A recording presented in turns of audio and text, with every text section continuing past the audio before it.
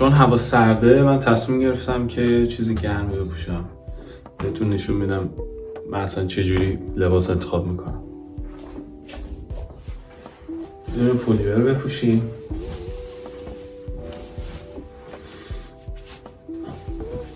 یا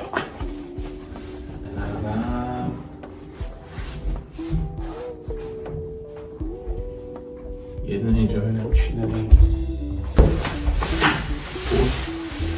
میتونیم تو بوس فکر میکنم کافیه. آره خوبش زیادم سخت نگیریم. خب کفشمون بپوشیم. یه کفش راحت میپوشم که بتونم کار بکنم. من چون کارم باریستاییه به خاطر همون راحت‌تر بتونم ورجه کنم پشت بار. مهمترین چیز برای بیرون رفتن کلاهی که من عاشق کلاه. امروز میخوام براتون یه کلاهی که خیلی دوستش دارم که اینه بذاریم. بزن بریم.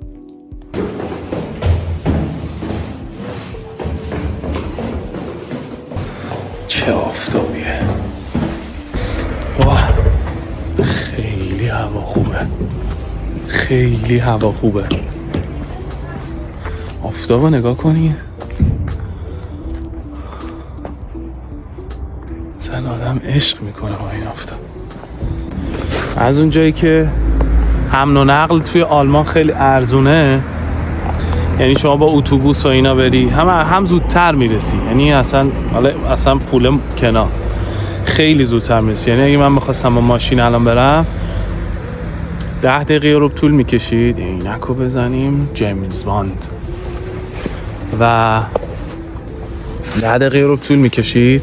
اما به خاطر اینکه اگه بخوای با ماشین بری حداقل نیم ساعت طول میکشه، چون خیلی از چراغ قرمزا رو اتوبوسا وای نمیستن و اینکه تو اروپا یه معضل خیلی چیزی که داری زیادی که اروپا داره، یعنی همین معضل جای پارکه. بریم یه حمل و نقل عمومی رو ببینیم با هم دیگه.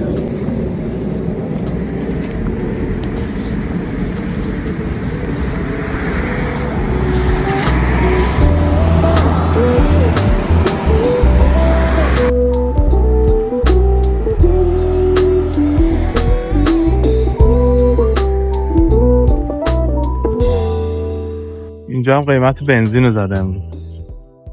برای امروز 26 دسامبر 2025 بنزین معمولی، این سوپر معمولی که این تو ایران این سوپر معمولی هست، 1 یورو و 76. آره 1 یورو 76. و اینجا به ما زمان میده که کی قطار بعدی میاد. اینجا زده 4 دقیقه دیگه میاد و خب خیلی راحته، خیلی تمیزه و سوار میشی و راحت هم پیاده میشی.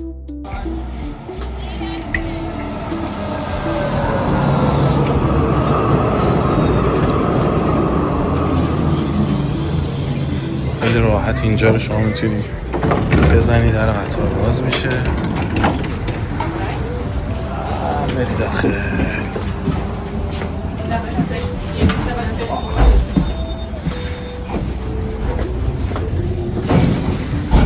یه چیز جالبی که داره این قطارها اینه که هیچ گونه چکی نداره، یعنی بیاد یک نفر تو رو بازرسی بکنه بلیط داری یا نداری، هم چیزی نیست، همه چی آنلاینه.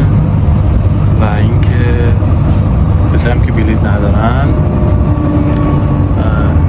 نوشته 60 یورو جریمه میشن بابت نخریدن بلیط. و فکر کنم بلیط یه پارت سفر، یعنی فقط سوار شی و پیاده یک قطار یا اتوبوس بشی، اولش 1 یوروه.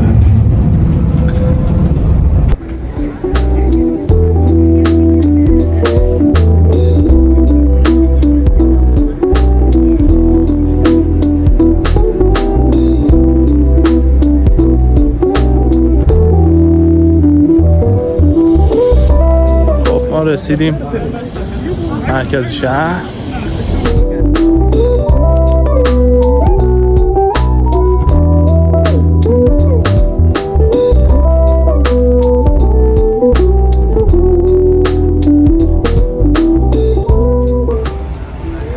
رسیدیم فرفری آرشگاه.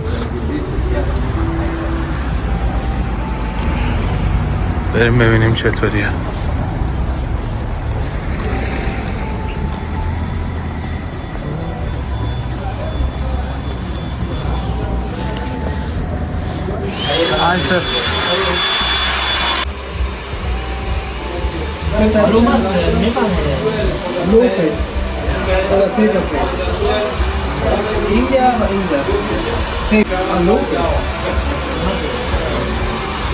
سباس آقا ما رو زدیم.